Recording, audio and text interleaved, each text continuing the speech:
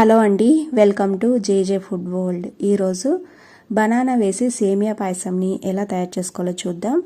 Banana ఫ్లేవర్లో సేమియా పాయసం అయితే చాలా బాగుంటుందండి. ఒకసారి మీరు ట్రై చేయండి ఇలా. ఇప్పుడు ఈ రెసిపీని ఎలా తయారు చేసుకోవాలో చూద్దాం. దీనికోసం ముందుగా స్టవ్ పై ఒక గిన్నె పెట్టుకొని దీంట్లో 3 టీ స్పూన్ల వరకు నెయ్యి వేసుకోవాలి.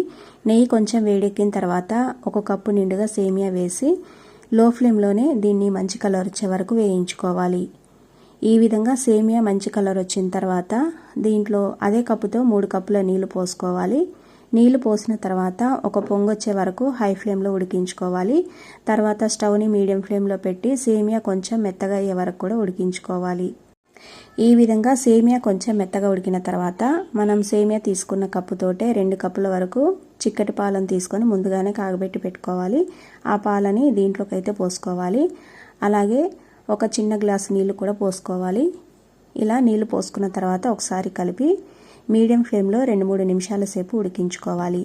ఇలా పాలల్లో సేమియా ఉడికేలోపు ఒక గిన్నె తీసుకొని అందులోకి 2 మీడియం సైజులో ఉన్న అలాగే కొంచెం పండిన అరటిపండ్లను తీసుకోవాలి. ఇలా తీసుకున్న వీటిని దీంట్లోకి వేసుకొని స్పూన్తో ఈ విధంగా కొంచెం మెత్తగా చేసుకోవాలి.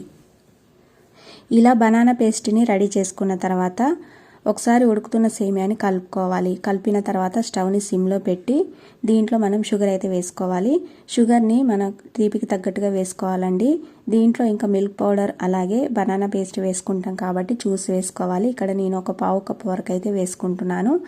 ఇలా షుగర్ వేసుకున్న తర్వాత దీంట్లో ఒక చిన్న కప్పుతో పాల పొడి కూడా వేసుకోవాలి. ఇలా పాల పొడి డైరెక్ట్గా అయితే వేయకండి, ఉండలు కడుతుంది. మీరైతే పాల పొడిలో కొంచెం పాలు వేసి ఉండలేకుండా కలిపి దీంట్లోకి అయితే వేసుకోండి. ఇలా పాల పొడి వేసుకున్న తర్వాత బనానా పేస్ట్ అలాగే కొంచెం ఇలాచి పౌడర్ కూడా వేసి ఒకసారి కలపాలి. ఈ విధంగా కలుపుకున్న తర్వాత ఇప్పుడు స్టవ్ని మీడియం ఫ్లేమ్లో పెట్టి 1 నిమిషం పాటు ఉడికించుకోవాలి. బనానా వేసుకున్న తర్వాత మరీ ఎక్కువసేపు అయితే ఉడికించొద్దు. అలాగే కొన్ని డ్రై ఫ్రూట్స్ కూడా వేసుకొని 1 నిమిషం పాటు ఉడికించుకొని స్టవ్ ఆఫ్ చేసుకోవాలి.